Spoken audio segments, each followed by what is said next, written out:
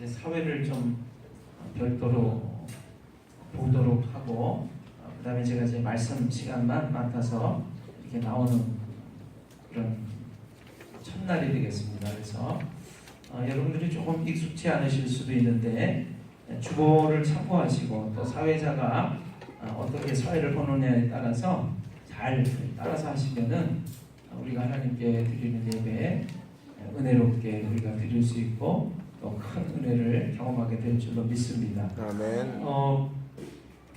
주보에 보시면 우리 찬송은요 일어나서 부르는 표시가 되어 있는 부분은 일어나서 부르셔야 됩니다. 기억하시면 좋겠고요. 일어나는 표시가 되어 있는 부분 아시나요? 네. 예. 어디 그렇게 되어 있죠? 예, 까만 그 네모난 칸으로 표시되어 있는 부분은 그렇습니다.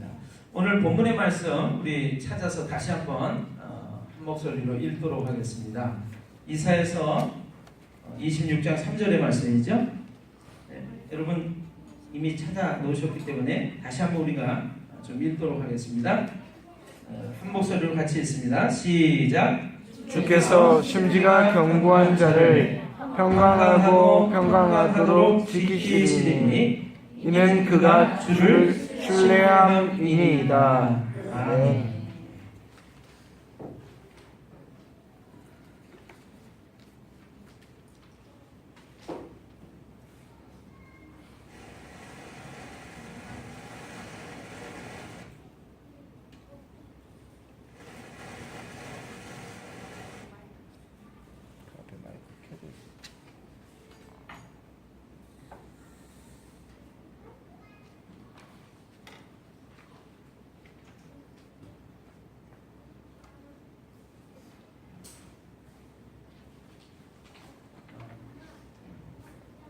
마이크 시험 중. 예.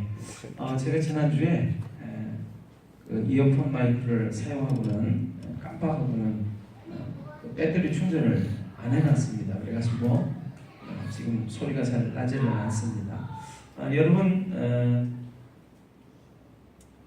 제가 신학교를 이제 가게 됐을 때가 이제 그 얘기를 조금 드려야 될 것 같습니다.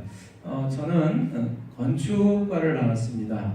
우리가 대학교를 가는데 인문대학이 있고 공과대학이 있고 예술계 대학이 있고 그 다음에 상경계 대학이 있습니다. 근데 저는 공과대학을 나와서 이제 건축과를 나왔죠. 건축과를 나와서 건축 현장에서 일을 하다가 나중에 일을 하기는 제가 전자회사에서 그래서 총무부장, 관리부장을 하다가 이제 그만두고 제가 이제 신학대학을 다시금 들어갔습니다. 신학대학은 문과대학입니다. 문과대학. 자, 제가 그 신학대학을 들어갔는데 이제 대학을 졸업했지만 다시 이제 신학대학을 들어갈 때 1학년부터 들어가는 것이 아니라 중간에 3학년으로 편입을 했어요. 그래서 3학년으로 편입을 하니까 3학년, 4학년 2년만 이제 공부를 하고 졸업을 하면 되는 것인데 제가 이제 신학대학을 들어갔더니 당시는 공과대학에서 공부를 해왔기 때문에 인문대학에서 신학대학에서 공부를 하려면 나머지 2년을 공부하는 것이 아니라 다른 사람들이 3년, 4년의 과정을 공부를 할 내용을 당신은 더 공부를 해야 됩니다. 이렇게 저한테 요구를 하더라고요. 그래서 사실은 3년 정도의 과정을 제가 이제 2년 만에 마쳤습니다. 공부를 했습니다. 3년 공부할 거를 어떻게 2년 동안에 마쳤을까요? 계절학기라고 해서 대학에서는 계절학기라고 해서 여름방학, 겨울방학 때도 가서 똑같이 공부를 하는 그런 시간대가 있어요. 제가 이제 돈을 내고 그 계절학기 과목을 수강을 했습니다. 그래서 남들이 3년 동안 배울 거를 저는 방학 하나 없이 2년 동안 열심히 공부를 해서 이제 남들이 3년, 4년 공부할 내용을 제가 2년 만에 졸업을 했어요. 그리고 여러분이 아는 것처럼 이제 신학대학원을 또 제가 진학을 해서 공부를 했고 그 다음에 이제 사회과학대학원이라고 해서 거기 가서 제가 또 사회복지 과정을 공부를 했습니다. 제가 신학교를 가게 된 계기는요. 제가 이제 서울에서 회사를 다녔고 제가 사는 집은 수원에서 있었습니다. 수원에 있었는데 수원에서 서울까지는 자동차로 1시간을 꼬박 운전을 해서 달려가야 하는 거리입니다. 근데 제가 다녔던 회사는 여러분이 잘 알고 있는 이제 삼성그룹이죠. 우리나라에서 대표적인 그룹입니다. 회사인데 삼성그룹 안에는 삼성물산이라고 하는 또 회사가 있어요. 이 삼성물산이라는 회사하고 외국인 회사하고 같이 이제 자본금을 투자를 해서 같이 세운 회사가 있었습니다. 전자회사인데 그 회사를 제가 근무를 했어요. 근데 그 회사는 제가 근무하는 중에 어떤 일이 있었냐면 조기 출퇴근제라고 하는 걸 했습니다. 보통은 우리 안중수 선생님 지금 제가 뵀는데요. 안중수 선생님 그 출근 시간이 몇 시죠? 출근 시간, 회사 출근 시간 9시죠. 예. 일반적으로는 9시까지 출근인데 저는 7시 출근으로 제가 다니는 회사가 이렇게 근무 시간이 좀 바뀌었었습니다. 그래서 삼성그룹이 그 조기 출퇴근제라고 하는 걸 했는데 삼성그룹 전체 회사들이 그걸 하기 전에 제가 다니는 회사가 조기 출퇴근제라고 하는 걸 먼저 했어요. 그래서 7시까지 출근, 퇴근은 5시 퇴근 이렇게 바뀌었었어요. 그런데 사실은 이제 과장급 이상 직원들은 간부사원들은 7시까지 출근이어도 7시까지 출근해야 돼요? 아니면 조금 더 일찍 출근해야 되겠어요? 조금 더 일찍. 이때는 조금 더 일찍 출근해야죠. 이렇게 대답을 하셔야 됩니다. 예. 자, 7시까지 출근해야 됩니까? 아니면 조금 더 일찍 출근을 해야 됩니까? 조금 더 일찍 출근해야 조금 더 돼. 일찍이요. 그래서 제가 조금 더 일찍 이제 출근하려니까 제가 아까 말씀드렸죠. 수원에 살았는데 서울까지 1시간 정도를 운전해 가야 돼요. 그러면 몇 시 집에서 나서야 될까요? 4시. 적어도 6시 출발을 해야 7시 도착을 하는데 차가 막힐 수도 있잖아요. 그렇죠? 그러니까 아까 우리 최정 집사님 4시요 그랬는데 4시는 너무 빠르고 그렇죠? 5시 반은 출발을 해야죠. 자, 시간대 이해되시죠? 네. 5시 반은 출발을 해야죠. 5시 반 출발하려면 1시간 전에는 일어나야 되겠죠? 몇 시요? 4시 반. 4시 반. 근데 4시 정도에서 4시 반 정도는 일어나야 됩니다. 자, 4시 정도 일어나서 회사를 이제 7시까지 출근하고 근무를 다 마치면 5시에 맞춰야 되는데 5시에 끝마칠 수가 없어요. 최소한 이제 그 회사의 간부 되는 또는 임원이 되는 분들은 남들이 다 퇴근을 해도 한두 시간은 최소한 회사에 머무르면서 일을 하죠. 그리고 잔업이라고 하는 것을 할 때가 있습니다. 회사는 정해진 근무 시간 외에 2시간, 3시간 정도를 더 근무를 해요. 그러니까 잔업을 하게 되면 보통 8시 정도 끝납니다. 8시. 8시에서 9시 끝납니다. 그래서 저 같은 경우는 아무리 일찍 퇴근하려고 해도 8시에서 9시 퇴근을 했어요. 자, 그러면 아까 말씀드렸죠? 퇴근해가지고 집까지 가는데 시간 또 얼마나 걸릴까요? 1시간. 또 1시간. 그러면 보세요. 10시 정도 집에 도착해요. 빨리 가도. 그렇죠? 10시에 집에 가서 씻고 그리고 뭐 이거저거 정리하고 그러면 잠잘 시간 11시, 12시. 몇 시에 또 일어나야 돼요? 그 다음날? 4시 반. 4시. 그렇죠? 하루에 몇 시간 자요? 4시간. 4시간에서 5시간 이상을 넘어가지를 않아요. 그런데 어떤 때는 일요일도 주일도 근무를 할 때가 있습니다. 바쁘다 보니까.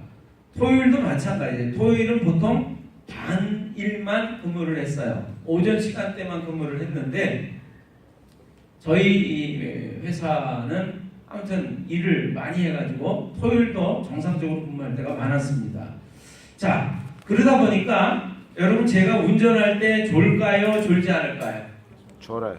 졸아요. 잠이 모자라기 때문에 졸아요. 근데 어느 날 제가 이렇게 서울 가는 길에 운전을 하다 보니까 큰 교통사고가 난 거를 보게 됐습니다. 아무튼 교통사고가 난 그 자동차는 완전히 종이짝처럼 구겨지고 그 안에 타고 있었던 사람들은 다 그 자리에서 현장에서 죽고 말았습니다.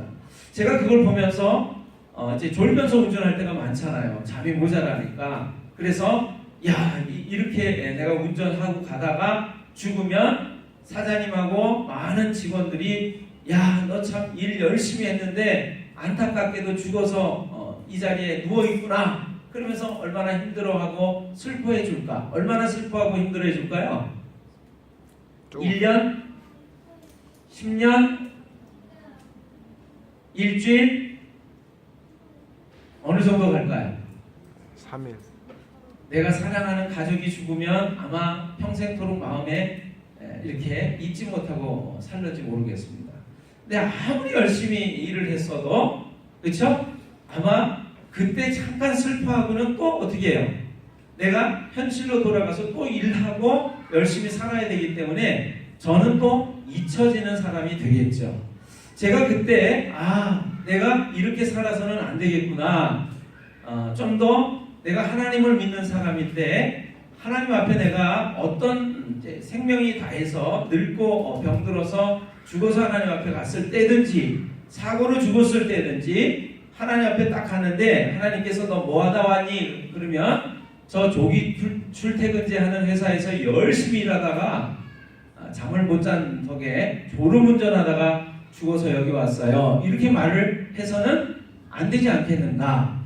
그래서 제가 열심히 살았는데 하나님 사랑을 다른 사람들에게도 전하고 또 제가 그 사랑을 나누다가 그렇게 열심히 살다가 하나님이 부르셔서 제가 왔습니다. 이렇게 말을 해야 되겠더라고요.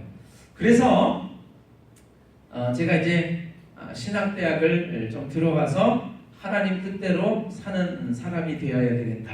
그렇게 생각을 하게 됐습니다. 자, 그게 제가 신학대학을 들어갔었던 계기였습니다.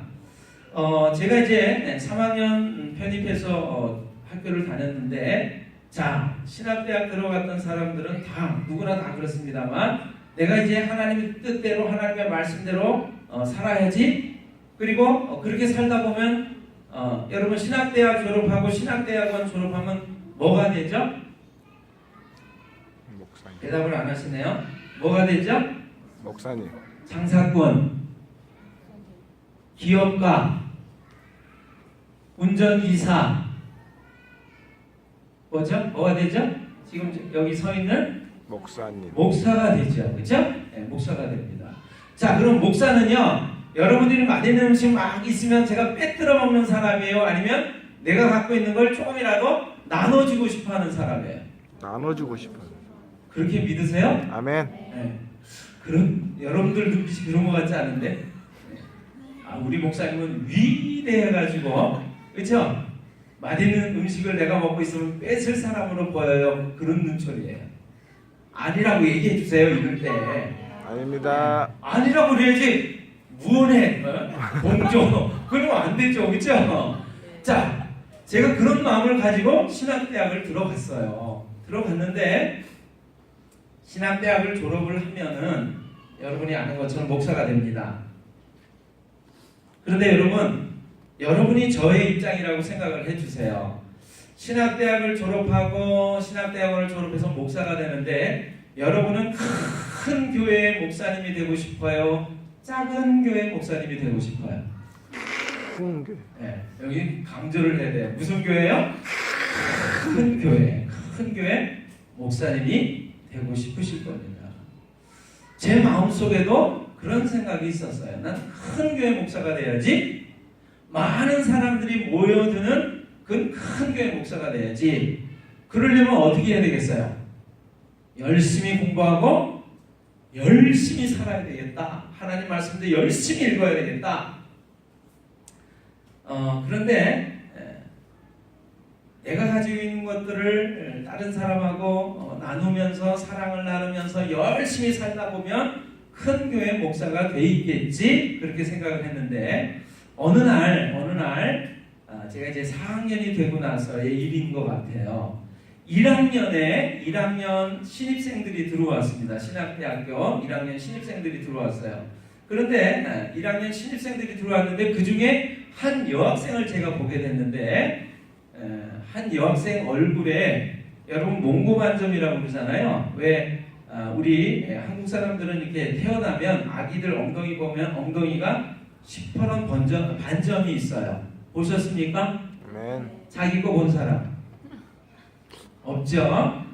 엄마 아빠는 봤겠죠. 근데 우리가 이제 이렇게 성장을 해서 어른이 되면 그 파란 반점이 없어집니다. 그런데 파란 반점 정도가 아니라 살이 이렇게 부풀어 올라가지고 꼭 주먹 같은 허런 반점, 그리고 울긋불긋한 그런 허런 반점이 얼굴에 딱 붙어있는 여학생이 하나 새로운 신입생으로 입학을 했어요. 여러분 얼굴에 아주 그냥 막 흉측한 그런 반점이 툭 튀어나온 살점이 딱 달라붙은 그런 모습을 하고 있는 한 여학생이 신입생으로 입학을 했는데, 여러분 혹시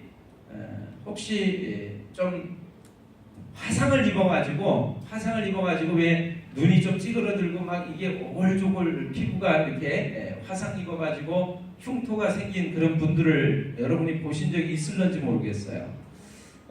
옛날에 우리 이지선 자매라고 이화대학교 4학년에 재학 중이다가 교통사고가 나가지고 그 교통사고에서 불이 나가지고 얼굴이 다 온몸이다 화상 입어가지고 죽는다고 했던 그런 자매가 있었어요. 근데 구사일생으로 살아남았습니다.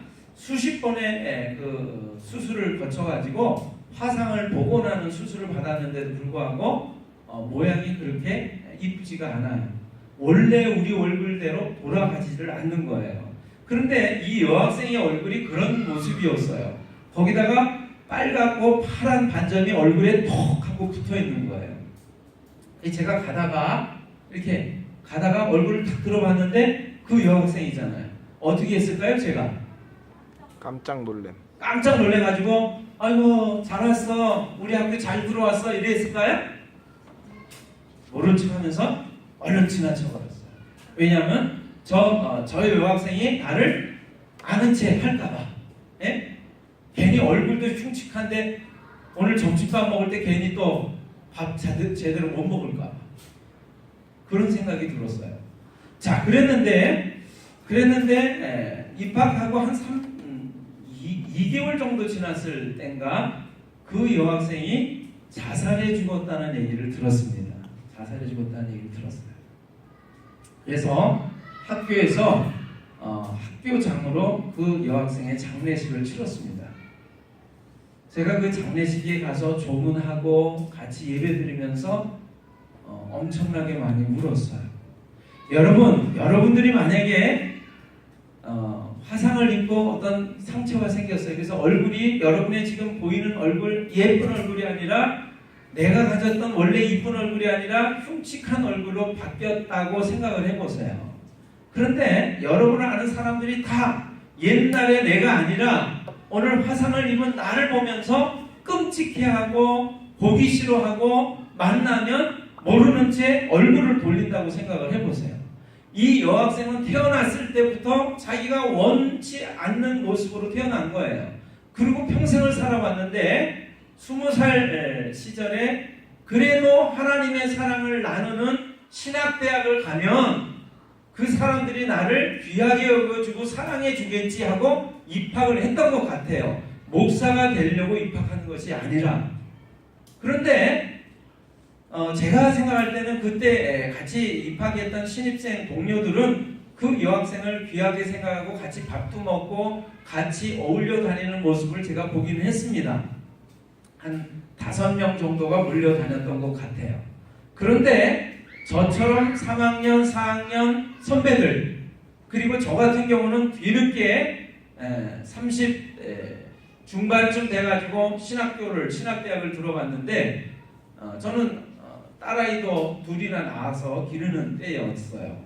그러니까 그 여학생을 딱 보면 어떤 때는 내 딸처럼, 내 동생처럼 생각하면서 아이고 네가 마음속에 얼마나 큰 아픔을 가지고 살았겠니 하고 보듬으면서 오늘은 내가 점심 살 테니까 같이 점심 먹을래? 그리고 만나면 멀리 있더라도 반가이 달려가서 잘 봤어. 오늘 잘 만났다. 그러면서 어떻게 지내니? 그래야 되는 것이 아까 제가 말한 신학대학을 들어간 목사가 되려고 하는 하나님의 뜻대로 살려고 하는 사람의 모습이 아니겠습니까? 그렇죠? 근데 제가 그 여학생을 딱 만나면 모습이 너무 흉측한 거예요. 그래서 꿈에 볼까 무서워. 그런 생각을 물론 하진 않았지만 보기가 너무 좀 안 좋아서 외면을 했어요. 외면을 하고 한 달이 지나고 2달쯤 됐을 때인데 이 여학생이 자살했다는 이야기를 듣고 장례식을 하게 된 거예요. 제가 그 장례식에 가 있는데 얼마나 가슴이 아픈지 하나님이 저한테 그러시더라고요. 네가 따뜻한 말 한마디라도 그 여학생한테 건네줬더라면 이 아이가 이렇게 극단적인 생각을 하지는 않았을 것 아니냐. 네가 그게 사랑을 나누려고 신학대학을 들어온 너의 본 모습이 맞냐? 그런 음성이 자꾸 들리는 거예요. 제가 그래서 눈물을 얼마나 많이 흘리면서 울었는지 몰라요. 하나님, 제가 큰 교회 목사가 될 생각은 하고 있었는데 열심히 살아서 잘 살아서 하나님 말씀 열심히 공부해서 제가 사랑을 나누면서 살겠습니다. 이런 생각을 하고 살았는데 제가 학교 다니면서 이 여학생의 아픔 하나 보듬어 주지를 못해가지고 이 여학생이 극단적인 생각을 하고 자살까지 하고 말았습니다. 제가 그런 생각이 들었어요. 넌 도대체 어떻게 된 사람이냐? 그런 마음이 드는 거예요. 여러분 오늘 주보 안에 받으신 인쇄물이 하나 있습니다. 한번 좀 같이 봐주실까요?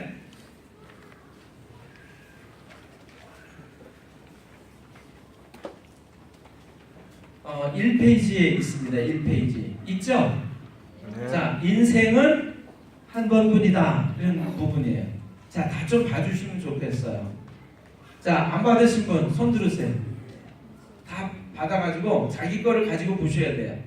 자, 안 받으시면 내 거 없는 사람. 자, 제가 다 읽지 않습니다. 1번만 볼 거예요. 자, 인생교훈 해외 한 사이트에 올라온 좋은 글이에요. 그래서 여러분한테 인쇄를 해서 나눠드렸습니다.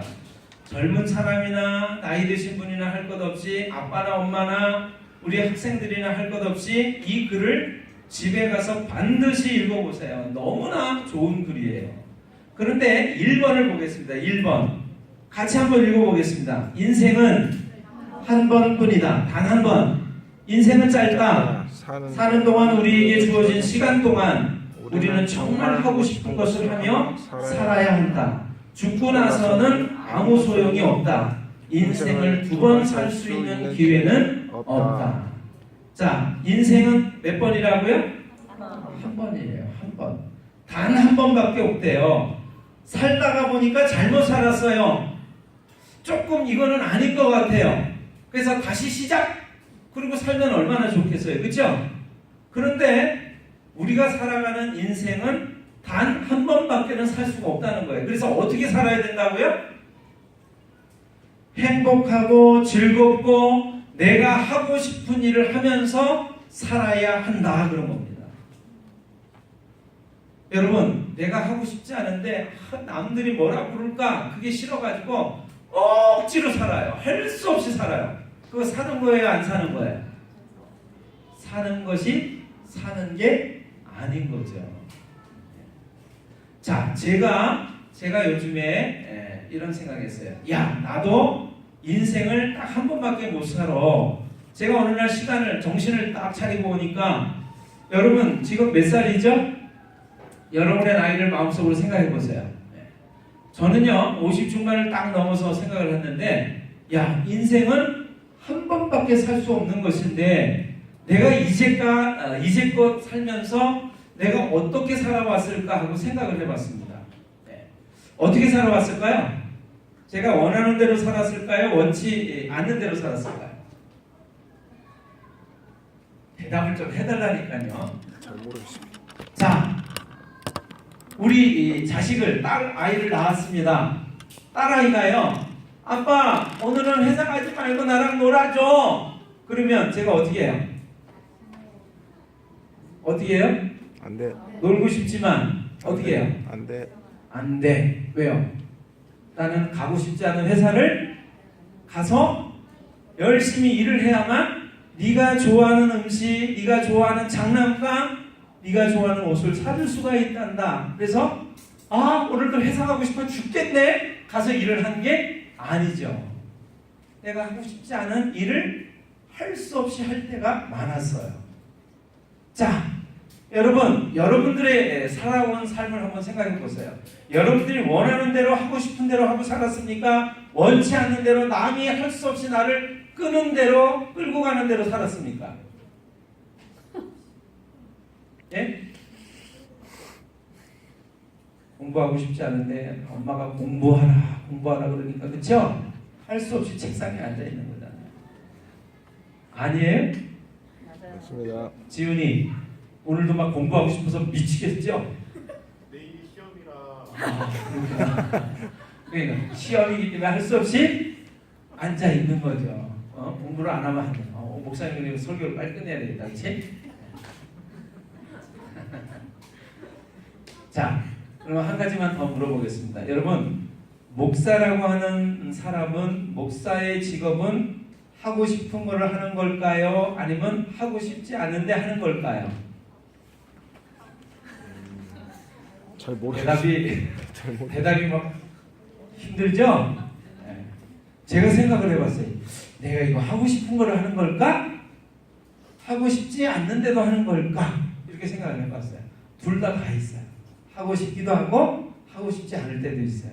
근데 하고 싶지 않을 때는 어떻게 해야 돼요? 난 몰라! 그리고 내가 하고 싶은 대로 해야만 되겠죠. 왜요? 인생은 한 번밖에 살 수 없는 것이니까. 그렇죠? 인생은 한 번밖에 살 수 없는 거니까 하고 싶지 않은데도 억지로 하는 것은 그건 불행한 거죠. 안 좋은 거죠.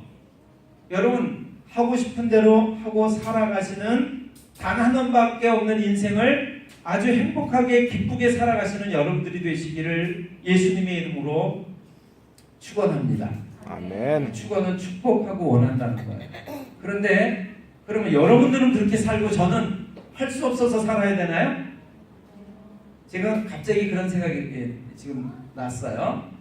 어떤 사람이 주일날 아침에 일어나가지고 어머니한테 얘기를 했대요. 어머니, 나 오늘 예배당 교회 가기 싫어요. 왜 가기 싫니? 이랬더니, 아이고, 성가대는요 얼마나 찬송을 못하는지 맨날 음정 박자가 틀리고요, 삑소리가 나고요, 은혜가 안 돼요. 은혜가. 또 무슨 얘기냐면 장로님이 또는 집사님이 권사님이 대표 기도하는데 그 기도는 얼마나 긴지 창세기부터 요한계시록까지 해요. 그러니까 기도 시간이 길다는 거예요, 짧다는 거예요? 길다는 거죠. 그러니까 지겨워서 못했어요. 그렇게 얘기를 하는 거예요. 그랬더니 어머니가 그랬대요. 너는 반드시 교회를 가야 된다. 기도 시간이 길어도 찬송이 은혜가 안 돼도 너는 하나님께 예배를 드리는 것이기 때문에 교회를 가야만 한다. 사람 보고 가는 게 아니다. 아멘. 그런데 무엇보다도 중요한 이유가 있는데 너는 그 교회의 담임 목사이기 때문이다. 그렇게 얘기를 했대요. 저 여러분 예배 안 드리고 싶을 때 빠질 수가 혹 있는데 저는 빠질 수가 있어요, 없어요? 없습니다. 빠질 수가 없어요. 갑자기 불쌍하게 보는 학생이 보이네. 자, 결론적인 이 얘기를 드리겠습니다. 근데 제가 여러분들이 읽은 이 글을 딱 보는 순간 생각했어요. 나도 이제부터 내가 원하는 대로 산다. 내게 좋은 대로 산다. 내가 행복한 대로 산다. 내가 마음속에 원해지는 대로 나도 살아갈 거야. 왜요? 인생은 단 한 번밖에 없기 때문에, 한 번밖에 없어서 이거 끝나고 나면 그때 잘못 살아서 다시 살아야지 그럴 수가 없잖아요. 그러니까 자, 내가 목사로 살아가는데 만약에 내가 이게 아니야 이렇게 생각이 되면 어떻게 하겠다고요? 언제든지 내가 목사를 그만둬야지 이 생각을 했어요. 잘했어요? 못했어요? 못했어요. 왜 못했는지 나중에 반드시 얘기해 주시기 바랍니다. 저는 속으로 잘했다고 생각했어요. 왜냐하면 정말 인생은 한 번밖에 없는 거야.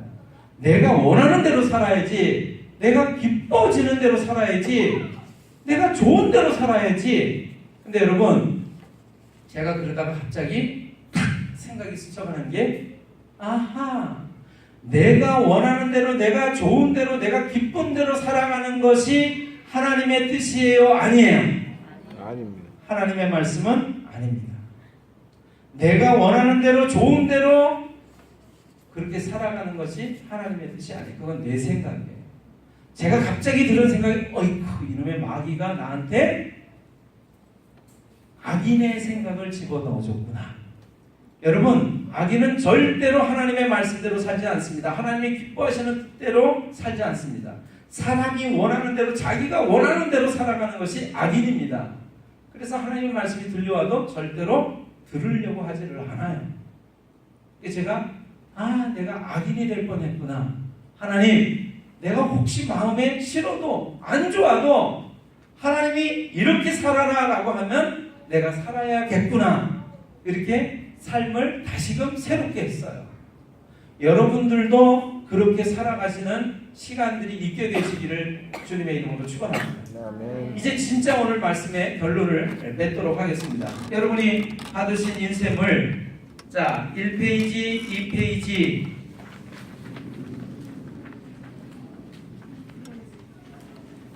3페이지까지 3페이지 맨 윗줄까지가 바로 해외 사이트에 올라와 있는 정말 좋은 글이에요. 정말 좋은 글입니다. 나쁜 글 아니에요. 여러분들이 읽어보시고 그 글대로 깨달으면서 느끼면서 살아가시면 정말 좋을 거예요. 그런데 오늘 제가 그래서 이렇게 여러분들에게 말씀드립니다. 넷째 줄 보세요. 3페이지 넷째 줄. 다 보셨나요? 우리가 살아가는 모든 삶의 행동 기준은 뭡니까? 내 생각, 내 뜻입니까? 하나님의 말씀입니까? 하나님의 말씀. 하나님의 말씀이에요. 정말이에요? 아멘. 리얼리? 아멘. 어찌할까? 이게 도대체 어떻게 살아야 되지? 하고 고민이 될 때, 고민이 할 때 우리는 하나님의 말씀이 나의 삶을 살아가는 척도, 기준, 잣대가 된다는 사실을 알고 주의 말씀은 내 발에 들며 내 길에 비칩니다 라고 하는 것을 고백하면서 하나님의 말씀대로 살아야 돼요. 그래서 하나님의 말씀 보면요, 그렇구나, 이럴 때는 이렇게 살아야 돼, 저렇게 해야 돼 라고 깨닫습니다. 하나님의 말씀 읽을 때. 그런데 여러분들한테 이렇게 묻고 싶어요. 그런데 내가 깨닫고 내가 본 이 말씀과 다른 사람이 보고 들은 말씀하고 상충될 때가 있어요. 서로 반대가 될 때가 있어요. 야, 나는 이렇게 살아야 된다고 생각해. 그러는데 저쪽에서는 아니야, 나는 반대로 살아야 된다고 생각해. 나는 하나님의 말씀 볼 때 그렇게 깨달았어.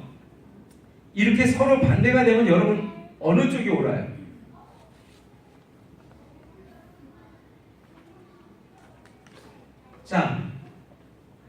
두 사람이 있는데 두 사람이 하나님의 말씀 읽고 듣고 보면서 깨달아진 것이 서로 달라요. 그러면 어느 쪽이 하나님의 뜻입니까? 대답해 주세요. 네? 그래서 여러분들한테 제가 하나님의 말씀의 지침을 알려드리려고 해요. 이럴 때가 있어요. 우리가 살아갈 때 저 사람하고 내가 깨달아진 것이 다른데 그럼 어떻게 살아야 되지? 내가 깨달아진 대로? 아니면 저 사람이 깨달았다는 대로? 아니에요. 제가 읽어보겠습니다. 여러분, 일단 알아둘 것, 하나님의 사람들도 종종 잘못 분별하고 잘못 들을 수 있다라고 하는 것을 여러분 인정하고 아셔야 돼요. 내가 하나님 믿고 있지만 내가 잘못 깨달을 수도 있다. 자신도 자신의 뜻을 하나님의 뜻이라고 잘못 분별하고 행동할 수 있다는 사실을 알아야 됩니다. 인정을 해야 됩니다. 그런데 다행스러운 것은 그러나 하나님을 사랑하는 자, 곧 그 뜻대로 부르심을 입은 자들에게는 모든 것이 합력하여 선을 이루느니라 라는 하나님 말씀이 있어요. 내가 비록 잘못 생각하고 잘못 분별하고 잘못 선택을 했다 할지라도 하나님은 그 모든 것들을 다 바꾸셔서 결국엔 좋은 것으로 만들어 가신대요. 아멘? 아멘. 아멘입니다. 그걸 믿으셔야 돼요. 내가 혹시 잘못 생각하고 판단할 수 있지만 하나님은 그런 것까지도 다 좋은 것으로 바꾸셔서 나에게 되돌려 주시는 분이다. 자, 그 다음에 두 번째, 그러니까 막 살아라 그 얘기는 아니에요. 주의하고 살펴보고 해서 하나님의 뜻을 구해야 되는데 혹시 그럼에도 불구하고 잘못하고 실수했을 때 하나님은 그것을 바꾸어 주시고 고치게 하시고 바로 가게 해주신다라고 하는 사실을 믿어라 그 얘기입니다. 두 번째, 그것이 정말로 자 기준 하나님의 이게 내가 깨달은 것이 맞는가라고 할 때 두 번째, 이것이 나만을 위한 게 아니고 우리 모두를 위한 것인가, 공동체를 위한 것인가를 생각하셔야 돼요. 제가 말씀을 찾아보고 싶은데 그냥 거기에다가 써놨어요. 고린도전서 그랬어요. 여러분, 내가 행동하는 기준은 하나님의 말씀이 맞지만 그 하나님의 말씀 우리에게 뭐라고 가르쳐 주냐면 네가 행동하는 것이 다른 사람들을 유익하게 하는 거냐? 그걸 살펴보라는 거예요. 만약에 제가 담임 목사잖아요. 아니, 난 내가 하고 싶은 대로 하고 싶어. 성경을 딱 봤더니 내 길을 가라 이렇게 돼 있었어요. 가야지. 그리고 제가 오늘부터 안 나왔어요. 이 교회를 떠났어요. 그러면 이게 하나님의 뜻이냐 아니냐를 알 수 있는 두 번째 방법, 이게 모두를 위한 공동체를 위한 것이냐, 교회를 위한 것이냐, 다른 사람들의 신앙을 위한 것이냐를 살펴보셔야 됩니다. 근데 그게 아니라면 하나님 뜻이 아닌 거예요. 세 번째, 내가 하는 행동과 내가 깨닫고 분별하는 것이 사랑인 것이냐, 그리고 참되고 바르고 이게 겸손한 마음에서 나온 것이냐라고 하는 것을 살펴보셔야 돼요. 이것도 역시 하나님 말씀 어디에 있다. 왜냐하면 골로새서에는 보면 이런 말씀이 있어요. 말하는 것이나 생각하는 것이나 모든 것이 참되고 진실되고 바르고 좋아야 해요. 나는 좋은데 남들이 막 힘들고 어렵다라고 하면은 안 좋은 거예요. 내가 막 팬티만 입고 돌아다니는데 나는 편하고 좋아요. 다른 사람이 볼 때 불편해요. 그럼 좋은 하나님 뜻이에요, 아니에요? 아니요. 하나님 뜻이 아니에요. 자, 네 번째 보겠습니다. 세 번째, 타인들도 다 인정하고 칭찬하고 따르고 싶은 것인가? 내가 그렇게 하는데 오 좋은데 나도 가야지. 우리 모두가 다 따라가야 할 기본 5번이 되는 모습이구나. 이렇게 생각하고 간다면 그건 하나님 뜻이에요. 그런데 많은 사람들이 고개를 갸우뚱거리면서 그건 별로 내 마음에 기쁨이 없어. 그건 하나님 뜻이 아닌 것 같은데 라고 한다면 한번 잘 살펴보셔야 돼요. 네 번째 보겠습니다. 네 번째. 이거 제가 목사기 때문에 여러분들에게 드리는 거 아니에요. 주님의 종된 사람들의 축복과 인정을 받는 것인가 살펴보셔야 돼요. 그건 제가 특별히 하나님 말씀 히브리서 말씀을 써놨어요. 같이 읽어보겠습니다. 너희를 인도하는 자들에게 순종하고 복종하라. 그들은 너희 영혼을 위하여 경성하기를 자신들이 청산할 자인 것 같이 하느니라. 그들로 하여금 즐거움으로 이것을 하게 하고 근심으로 하게 하지 말아라. 그렇지 않으면 너희에게 유익이 없느니라. 여러분, 왜 하나님이 목사로 부르셨는 줄 알아요? 여러분들이 어느 순간에 삶을 살아가는 그 기준에 있어서 이게 내가 보는 것이 맞아 틀려 라고 고민이 될 때 제가 여러분한테 옆에서 충성된 아버지와 같은 사람, 어머니와 같은 사람이 돼서 그거는 맞는 거예요. 그렇게 사세요. 아니에요. 절대로 그렇게 살아서는 안 돼요. 라고 여러분들에게 들려줄 그런 사람으로 존재하고 있다는 사실입니다. 그러니까 만약에 목사된 사람이 여러분들의 말을 듣고 행동을 보면서 저건 너무나 행복하구나, 좋구나 하면은 여러분 그것을 해도 되지만 제가 근심이 되는 거예요. 야, 말은 못하겠지만 차마 말하면 화낼까봐, 당신이 뭔데 이럴까봐 내가 말을 못하겠지만 마음에 근심이 된다 라고 하는 것이 된다면 여러분 그것은 하나님의 말씀이 아닌 거예요. 자, 제가 왜 이 말씀을 드리냐면 어느 날 아침에 요 며칠 전이었습니다. 제가 눈을 탁 떴는데 너는 이렇게 분명하게 말해라. 뭐라고 말할까요? 그랬더니 사람들이 듣든지 아니 듣든지 너는 이렇게 말해라 그러시더라고요. 뭐라고 말할까요? 내 말이라고 해라. 내 말이라고 해라. 하나님 말씀이라고 그러면 사람들이 듣지 않을까요? 내 말이라고 해도 그들이 듣지 않을 거다. 그런데 그런 걸 말하고 싶지 않아요. 그랬더니 듣든지 아니 듣든지 넌 말해라. 하나님의 말씀이 이렇게 살아가는 것이라고 너는 말해라. 말하고 싶지 않다니까요. 말하지 않으면 그게 네 책임이 되는 거야. 나중에 그 사람이 그 말 듣지 않고 살다가 죽으면 그 말을 네가 했다면 그 사람 책임이 되지만 네가 말을 안 했으면 네 책임이 되는 거야 그러시더라고요. 그게 내가 너를 파수꾼으로 세운 목사로 세운 10년 동안 목사로 준비시켜서 공부시켜서 여기까지 내려오게 한 그 목적이야 이렇게 말씀하시더라고요. 아멘. 여러분들이 하나님의 말씀을 제가 여러분들에게 전할 때 하나님의 말씀으로 들으시길 바랍니다. 아멘. 제가 아까 처음에 말씀드렸어요. 저도 큰 교회 목사가 되고 싶은 욕심이 있었습니다. 근데 순간순간 하나님께서 저에게 말씀해 주셨어요.